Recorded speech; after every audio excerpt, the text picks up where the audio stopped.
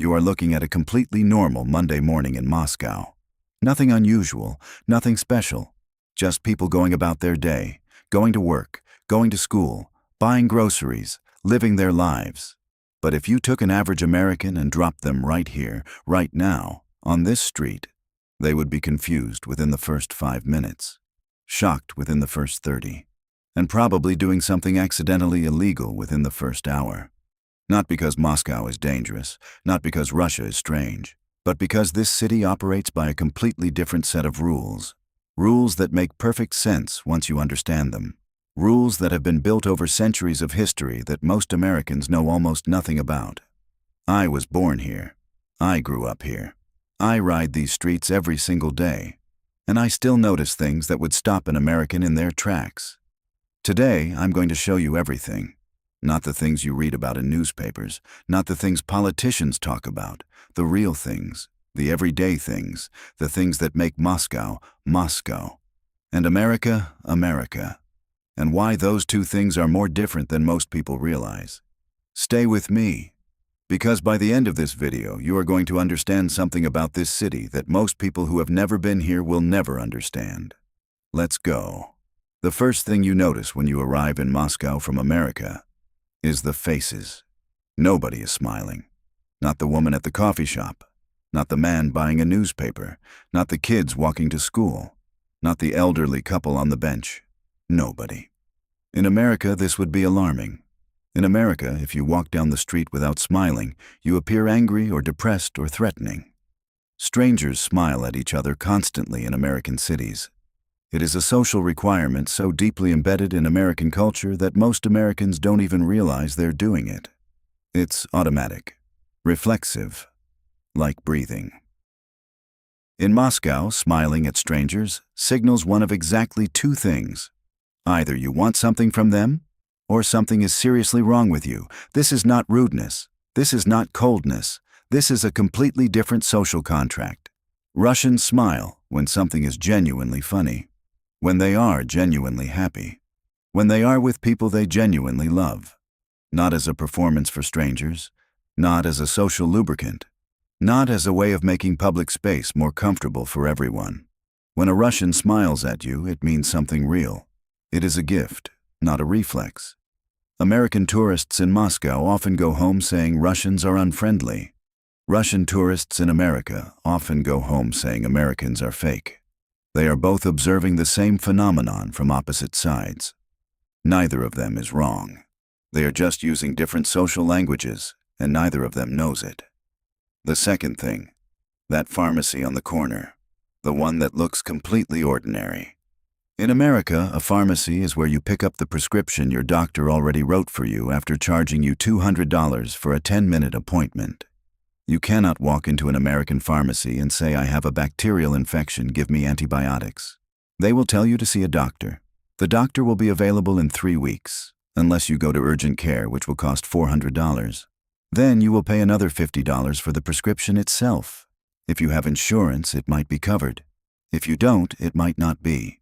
In Moscow, you walk into that pharmacy and you describe your symptoms to the pharmacist. The pharmacist recommends a treatment. You buy it, you go home. Total time, 10 minutes. Total cost, $5. No appointment, no prescription, no insurance required, no 3-week wait, just medicine for a sick person. Americans who discover this for the first time have a very specific reaction. First, disbelief. Then they actually do it. Then they go through a complicated philosophical crisis about everything they thought they knew about healthcare. The Russian system has real problems. Many of them. But the idea that you should not be able to buy medicine for a common infection without first paying hundreds of dollars to be told what you already know is something that Russians find genuinely incomprehensible. And honestly, they have a point. The third thing, that guy walking down the street with an open beer. In Moscow, nobody looks twice at this. Drinking alcohol in public parks, on benches, while walking down the street is part of daily life here. People sit in parks with wine. They drink beer while watching street performers. They have a beer on the way home from work because they want one, and there is no reason not to. In most American states, this is a misdemeanor offense. You can be fined or arrested for holding an open container of alcohol in a public space. The law exists to prevent public intoxication and antisocial behavior. The result is that perfectly responsible adults cannot drink a beer in a park on a warm afternoon without risking legal trouble. Russians find this genuinely confusing when they visit America. You mean I cannot sit on this bench with a beer? No, you cannot. Welcome to the land of the free. The fourth thing. Those children playing outside alone. That group of kids you can see in the courtyard over there. The youngest looks about 6 or 7 years old. No parents visible anywhere, no supervision, no adult hovering nearby ready to intervene if anything goes wrong. Just kids being kids in a courtyard in the middle of a city of 12 million people. In America, a parent who allowed a 6-year-old to play outside unsupervised in an urban area would risk serious consequences. Reports to Child Protective Services. Judgment from other parents. Viral social media posts about irresponsible parenting. The concept of children having genuine independence and freedom of movement has essentially disappeared from mainstream American culture over the last 30 years. In Russia, it never left. Children here walk to school alone. They take the metro by themselves. They play outside without constant adult supervision. They navigate the city with a freedom that American children of the same age simply do not have. And they are fine. They are more than fine. They are developing the kind of independence and spatial awareness and problem-solving ability that comes from being trusted to manage yourself in the world. The Russian attitude toward children's independence is not negligence. It is a fundamentally different philosophy about what children are capable of and what childhood is for. The fifth thing, the speed of everything in this city. The metro arrives every 90 seconds during rush hour. 90 seconds. In New York, the wait for a subway train can be 15 minutes. In Los Angeles, there is essentially no meaningful public transit at all. In Moscow, 12 million people move around a city the size of a small country using a transit system that runs every 90 seconds, costs the equivalent of 70 cents per ride, and is so clean and reliable that Muscovites complain about it the way Americans complain about premium services that are slightly below expectations. The Moscow metro system was built starting in the 1930s. Stalin wanted it to look like a palace because he believed that even ordinary working people deserved to move through beautiful spaces. He was wrong about almost everything. He was right about this. The stations are marble and chandeliers and mosaics and bronze sculptures and vaulted ceilings that make you feel like you are in an art museum rather than waiting for a train. Tourists from around the world come to Moscow specifically to ride the metro. Not to get somewhere, just to see it. This is not something that happens with the New York subway. The sixth thing, the kiosks. They are everywhere. Small metal structures selling cigarettes, beer, bread, hot coffee, medicine, phone chargers, lottery tickets, umbrellas, newspapers, and things that defy easy categorization. Some of them appear to sell everything simultaneously with no particular logic to the arrangement. They are open late. Some of them are open very late. Some of them appear to operate outside the normal boundaries of time entirely. In America, this business model does not exist because zoning regulations, health codes, business licensing requirements, and the general American tendency to regulate commercial activity into very specific categories would make it impossible, or at least extraordinarily complicated. In Moscow, the kiosk simply exists. It has always existed. It serves a function. People use it. Nobody questions it. This is a recurring theme you will notice in Russia. Things that work are allowed to continue working without anyone needing to formally justify their existence in triplicate. The seventh thing, the food. Not Russian food specifically. The relationship Russians have with food. In America, food is increasingly a moral category. What you eat communicates who you are. Clean eating, plant-based, organic, sustainable, gluten-free. Food has become a form of identity performance that requires constant navigation of competing values and social expectations. In Moscow, food is food. You eat what tastes good and fills you up and gives you energy. A Russian grandmother making borscht is not thinking about macros or inflammation or her carbon footprint.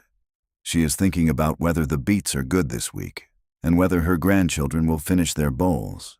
The result is that Russian food, Actual Russian food made by actual Russian people in actual Russian homes is extraordinarily good. Not because of sophistication, because of care, because of the simple principle that food is important and deserves to be made well with real ingredients by people who know what they are doing. The best meal I have ever eaten was not in a restaurant. It was at a kitchen table in an apartment building that looks exactly like the ones you can see on this street right now. The eighth thing, the multi-generational living. That apartment building almost certainly contains multiple families where grandparents and parents and children and sometimes even great-grandparents all live within the same building or on the same street or within walking distance of each other. In America, the ideal is independence. Your own place, your own life, your own space that is completely separate from your family of origin. Moving away from your parents when you turn 18 is not just normal in American culture. It is expected. It is a sign of healthy development. In Russia, staying close to your family is not failure to launch. It is sanity. The idea that you would put your elderly mother in a care facility because you took a job in another city is not just unusual here. It is genuinely shocking to most Russians in a way that is difficult to explain to Americans who have grown up with a completely different set of assumptions about what family means and what obligations come with it. I am not saying one approach is better than the other. I am saying they are different in ways that run very deep. Ways that affect how cities are designed and how apartments are sized and how grandchildren are raised and how old people spend their final years. When you see a building full of people in Moscow, you are seeing a different theory of human life than the one most Americans operate on. The ninth thing, the complete absence of customer service enthusiasm. That cashier you just watched served 6 customers without making eye contact with any of them, asking how anyone's day was, suggesting anyone sign up for a rewards program, or thanking anyone for their continued business. In America, retail workers are trained to perform friendliness as a fundamental part of their job description. Smile, greet by name if possible, engage with small talk, suggest additional purchases, thank effusively. The entire interaction is designed to make the customer feel valued and welcomed and likely to return. In Russia, the cashier's job is to process your transaction correctly and efficiently, not to be your friend. Not to perform happiness for your benefit, not to make the commercial exchange feel like a warm, human connection, just to take your money and give you your things with the minimum of unnecessary interaction. Many Americans experience this as cold or rude. Many Russians experience American customer service as exhausting and slightly dishonest. Both reactions make complete sense given where each person is coming from. But here is the thing I have noticed after watching both systems operate for years. In Russia, when a service worker is genuinely friendly with you, it means something. It means they actually like you, or are actually having a good day, or actually want to help you specifically. It is real. In America, you can never quite be sure. The 10th thing. The way this city never stops. Moscow at 2 in the morning on a Tuesday is not empty. It is not quiet. It is a city going about its business at 2 in the morning on a Tuesday because Moscow does not have a bedtime. The metro runs until 1. The kiosks are open. The pharmacies are open. The restaurants are open. The streets have people on them. Not huge crowds, but not emptiness either. Just the city continuing to function because 12 million people have 12 million different schedules. And the city has decided to accommodate all of them rather than forcing everyone into the same 8 to 5 framework. In most American cities after 10 or 11 at night, the streets empty out. The restaurants close, the shops close. Public transit becomes infrequent or stops entirely. The city essentially shuts down and resumes in the morning. This is partly cultural. Partly the result of a car-dependent urban design that makes walking or using transit at night impractical or unsafe.